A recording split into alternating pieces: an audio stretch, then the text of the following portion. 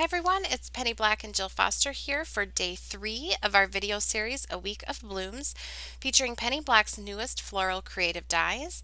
And today I will be making 2 cards for you showcasing the new creative die that is called Whisper. And here is a look at that creative die, 51-737.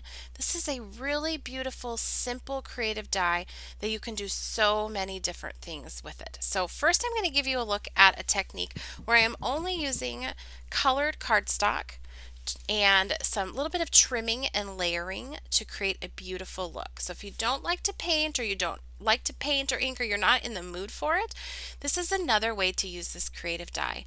So I've cut it from my green colored cardstock, and I am gluing it here onto a piece of white heavyweight cardstock, and I just like to do this to give it a little bit extra dimension. You certainly can skip this step, or if you want that dimension, you can also adhere it to your card using foam squares, and that will pop it up as well, but I just really love the way that this looks.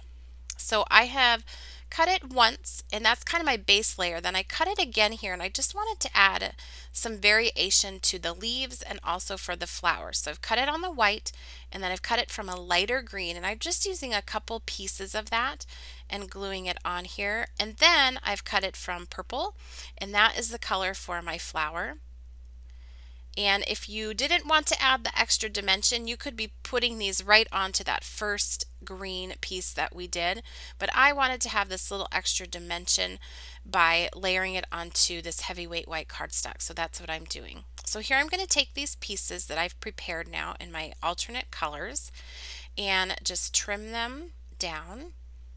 Set them off to the side because they're going to go onto that base layer.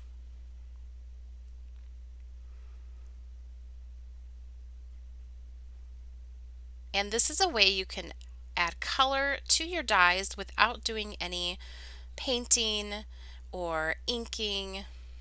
And I think it gives it a really cool look when it is just done with the cardstock. It's also just for me a fun way to create sometimes when I just want to do more like playing with paper and assembling and less thinking.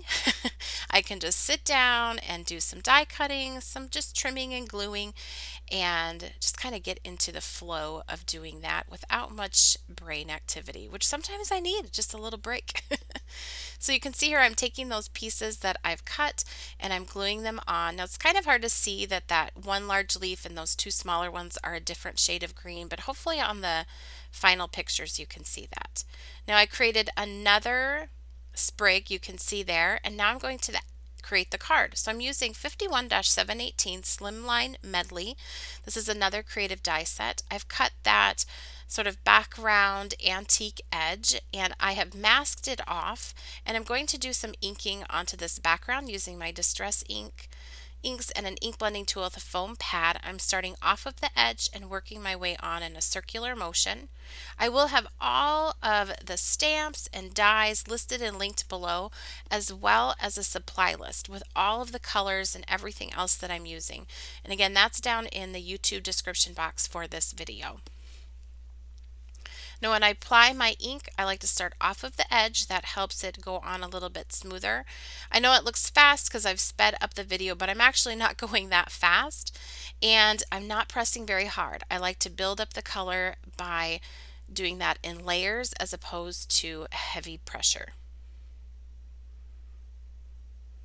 And I'm also going to grab my Memento Toffee Crunch ink just to kind of give this an antique feel all over, and tie it all together across the entire card. But I focused on just those 2 corners for the inking, and you can see there how beautiful that die cut piece looks on top of that. I stamped my sentiment. This is from 30-897 Thoughts and Prayers, a really beautiful sentiment set. You might want to hit pause if you want to look at it in more detail. And I am just going to add these die cut pieces sort of surrounding that sentiment right there in the center, just using liquid glue on the back of them. And because I layered them up onto that heavyweight cardstock, they already have just a really beautiful dimension, and they're easy to glue down. So I don't have to cut tiny little pieces of foam to pop it up. It already has that dimension from being layered onto that heavyweight cardstock. Now, I also think this die would look beautiful just cut from one color or a white or a black, like a silhouette look to it. There's so many different things you can do. But here's one way that it looks extra beautiful on a slimline sized card.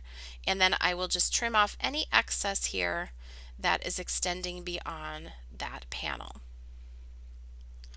And that completes the card. So pretty and very easy to do. Here's a look at that finished card. You can sort of see that beautiful layered colored cardstock on top of there and that inked background. Now, next up, I wanted to use this same die but show you another way that you can use it using some more painting. And so I have now die cut this from Canson 140-pound watercolor paper, and I'm going to start by painting it, painting the leaves and sort of the stem area. Now I'm using Distress Ink Reinkers used as watercolors. So you can see they're off on the left hand side. I just have a cheap plastic palette. I think it's from Target or Walmart. And I just put a drop of those reinkers in there, and then I can use them just like paints, like watercolor paints, but they're really rich, bold colors, and they're in the Distress Ink colors that I'm so familiar with from inking backgrounds. I love to use these as watercolors. They're kind of my go-to that I use most of the time. And you can see I'm just putting on a light layer. This is the Evergreen Bough color. And then I'll go back and I can darken that up and also add some more greens to it. Now the exact colors I'm using from these Distress Ink Reinkers are also listed down below in that YouTube description box. So here I'm just adding a little bit of green on top of that, but I love that touch of sort of turquoise that is left on the tips of those leaves. I think it just looks extra special, just beautiful. And this next card I'm doing, or the one that I'm creating this for, is a standard size card, a 4¼ by 5½ inch.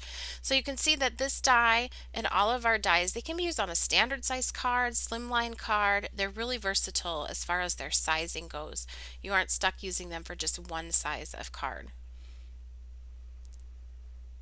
So now I've finished painting the greenery, and I'm just going to go in and paint these flowers on here.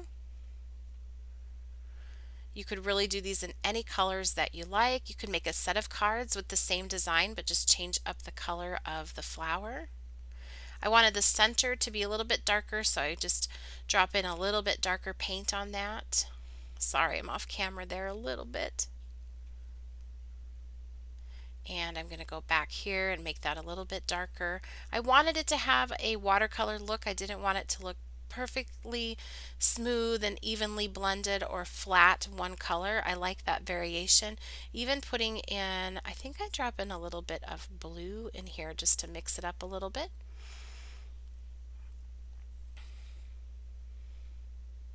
Yep, there we go. And I like that this die cut design has a very loose organic look and feel to it. So whatever type of coloring that you like to do is going to be, it's going to be very forgiving. It's going to look great whether you're blending it evenly or smoothly, or it's more, maybe you see more blooms in your watercolor. That is absolutely okay, and it's going to look very pretty with this die. So I just keep playing and going back and forth. I probably could have stopped like 5 minutes ago, but I enjoy sort of playing and getting different looks while I'm working on this. Now, I did decide to go ahead and die cut this from heavyweight white cardstock, just again for that extra dimension. Makes it very easy. Instead of cutting tiny little foam squares to put behind those leaves and the flowers, I can just glue this entire thing onto a die cut piece. It's going to line up perfectly, and then I can glue that directly onto my card and still have that really nice dimension. So I'll just get that glued on there, and then I will begin working on my background.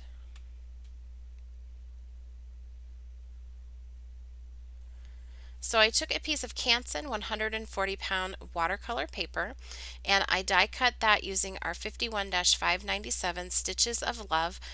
And I'm also going to do some stamping onto the background with 40-708 Fragile Beauty. I love adding this as like a subtle background with floral images.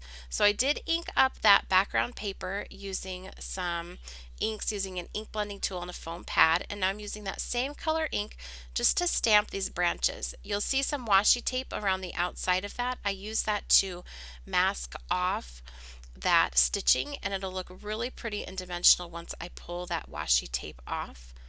Now I am stamping that a couple of times, and then here I've got some self-adhesive pearls. They're really tiny ones, and I'm just coloring them with some Copic markers just to give them some of that purplish blue color that is in the die cut that I painted. And I'm coloring a whole bunch of these really small ones, and I'm going to cluster them together, and I think it looks really pretty. It almost looks like beads are on there, but it's much easier to apply than gluing individual beads on there because these are all self-adhesive. And I've got some lighter ones and darker ones, and I think that just adds with that variation of color on there. You can see I removed that washi tape and glued down the die cut, and the card is nearly finished. This one was so fun to create, and I think it just has a really beautiful look just with some simple die cutting. So here is a look at that finished card. I thank you so much for watching. I'd love to know which is your favorite version, the slimline or the standard size card here. Leave me a comment down in the comment section below. And if you enjoyed today's video, please be sure to subscribe so you don't miss out on tomorrow's video for our week of blooms, and also give it a thumbs up. Thanks for watching.